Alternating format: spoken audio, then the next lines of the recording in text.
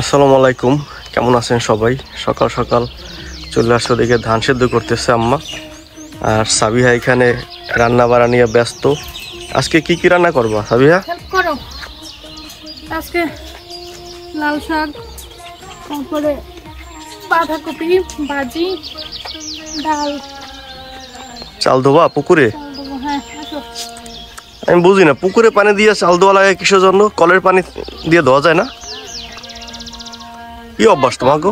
আমার অভ্যাস না, আমার শাশুড়ি আম্মা দেখছি সবসময় পুকুরের পানি দিয়ে ভাত রান্না করে, পুকুরের পানি দিয়ে চাল দেওয়ার জন্য আমি কেন? কারণটা কি কও তো? এই কারণটাই তো আমি নিজে জানি না, মনে হয় টেস্টি বেশি হয় না। পুকুরে সবাই গোসল করে, গোসল করার এই ময়লা ঠয়লা এই টেস্টি বেশি হয় না? আমি তো আর জানি না, আমি তো ওই কলের পানিটা একদিন রান্না করছি, মায়ের রাগারাগি করছে, ওই জন্য আমি এখন আর রান্না করি না। রাগারাগি করলে আর কি করার আছে? সাথে হলে তো মুরব্বি। ওনারা যেভাবে চললে ইচ্ছা আমাকে তো এইভাবেই চলা লাগবে। লাল শাক আর কি এটা? বাঁধাকপি। বাঁধাকপি এটা ভাজি করবো আজকে? নিচেরটা কি? নিচেরটা খালি, গায়ে পানি পড়বে দেখে নিয়ে আসছি। বুদ্ধি আছে ভালোই তোমার না? ঘাটলাটা আমাদের বেশি নিচু হয়ে গেছে, অবশ্য পানি অনেক কমে গেছে তো, যার জন্য শীতকাল, এই জন্য পানি কমে গেছে। সাবধানে নাইমো, এখানে আবার পিছলা খাইয়া পড়লে হাত পা শেষ।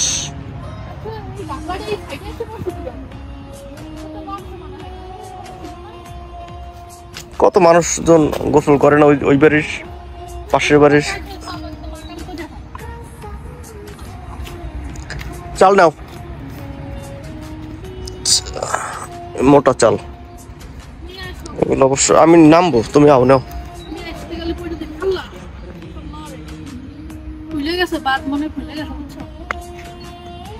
ও যুদ্ধ, জীবন যুদ্ধ এটাকে বলে,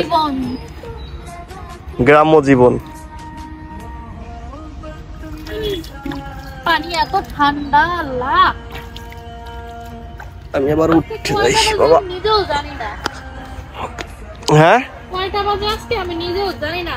সেই ভোরবেলা থেকে রান্না শুরু করছি, একটার পর একটা, একটার পর একটা চলতেই আছে। মায়ের জায়গায় ভোর 4টা হইতে না 3টা হইতে রান্না ধান সিদ্ধ করতে আছে, আর আমি ফজরের নামাজ পড়ে হইতে এখন পর্যন্ত অবসর হইতে পারলাম না, এখনো রান্না। সকালেরটা গেছে, এখন আবার দুপুরেরটা শুরু। রাতেরটা বাদ যাবে, সারাদিন রান্নাই করতে থাকি। ঠিক আছে না, সারাদিন রান্নাই করতে থাকি। এই তো কালকে বন্ধ চলবে আল্লাহর রহমতে। কালকে আজীবনই চলবে এই ভাত, এই রান্না কালকে বন্ধ চলবে না? ভাত চলবে, তরকারি আবার রান্না করা লাগে না? তরকারি তো চলে না। কয় বেলা খাবা? এক তরকারি খাও কয় বেলা? সারাদিন শুধু রান্না আর রান্না। কবে যে এই লিস্ট থেকে ছুটি পাবো জানি না।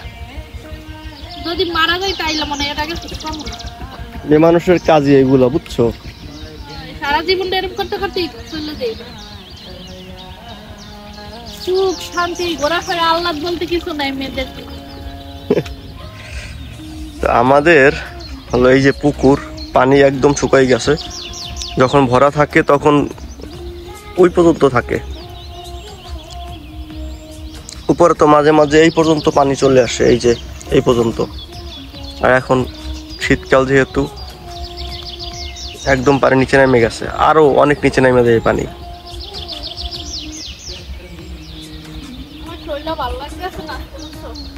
কেন, কি হয়েছে? কি হয়েছে?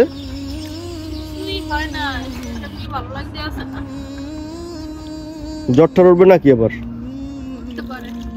আমাদের মেয়েদের শরীর যেমনই থাকুক না কেন, রান্না বান্না কাজ করতেই হবে, এটাই হয়তো বা নিয়ম। আমরা যতই অসুস্থ থাকি না কেন, বসে থাকার কোনো উপায় নাই। সেটা যেখানেই থাকি না কেন, ঢেকি নাকি স্বর্গে গেলেও ধান ভাঙে, সেরকম আমাদের অবস্থা। আগে আমি এই রান্না বান্না করতাম না, এখন রান্না বান্না থেকে শুরু করে সবকিছুর দায়িত্বই এখন আমার, কারণ আমি সংসারের বড় বউ।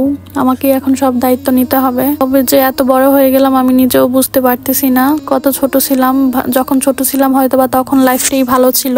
এখন নিজের দিকে তাকানোর সময় হয় না, নিজের পরিচর্যা করার মানে সবার খেয়াল রাখতে রাখতে নিজেরই খেয়াল রাখা হয় না এখন আর। হয়তো বা এইটাই নিয়ম, আর মৃত্যু পর্যন্ত মনে হয় এরকমের ভাবেই চলতে থাকবে আমাদের জীবন। এর জন্য মাঝে মধ্যে ঘুরতে যেতে চাই, আপনাদের ভাইয়ের সাথে মাঝে মধ্যেই বলি, কিন্তু উনিও ঘুরতে নিয়ে যাওয়ার সময় পায় না, হয়তো বা আমারও সময় হয় না, এর জন্য যেতে পারি না। জানি না কবে একটু মানে অবসর হব, যখন একটু নিজের মন মতো চলতে পারবো। হয়তো বা এই জীবনে আর সম্ভব না।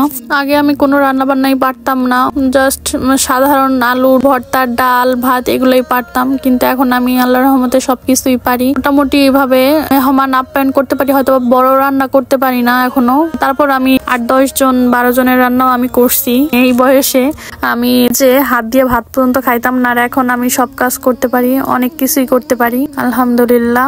আমাদের এই পুকুরটা অনেক বড়, এইটা মনে হয় মেবি 40 শতক জমির উপরে পুকুরটা, কিন্তু এই পুকুরটার ভিতরে আমি কোনো সময় নামলামই না, একটু সাঁতারও কাটলাম না, কারণ আমি সাঁতার আগে ছোটবেলায় যখন শিখছিলাম তখন অনেক সাঁতার পারতাম, কারণ এই 10-15 বছরের উপরে হয়েছে আমি সাঁতার কাটি না, কারণ আমাদের যখন যেখানে ছিলাম আমরা আগে ছোটবেলা থেকে, আমার বিয়ের আগে, সেখানে পুকুরের সিস্টেম নাই, আর পুকুর থাকলেও আমি কখনোই পুকুরে যাই নাই, গোসল করি নাই, এর জন্য আমি সাঁতারটা ভুলে গেছি। এখন আর এই পুকুরে নামার সাহস হয় না, কারণ একদিন আমি নামতে চেয়েছিলাম, সেদিন আমি ডুবে গেছিলাম, এর জন্য আর নামি না, গোসল করা হয় না পুকুরে।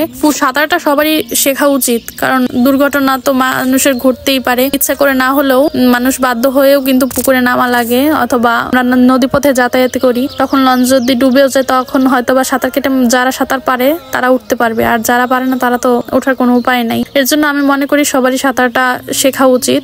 গ্রামে আমি থাকি, আমাকে এখন সাঁতার শিখতে হবে এই বয়সে এসে। যাই হোক, আমি আমার বাচ্চার সাথে শিখবো, সমস্যা নাই। অনেকে আমাদেরকে কমেন্টে জিজ্ঞাসা করেন যে আমার বেবি আছে কিনা।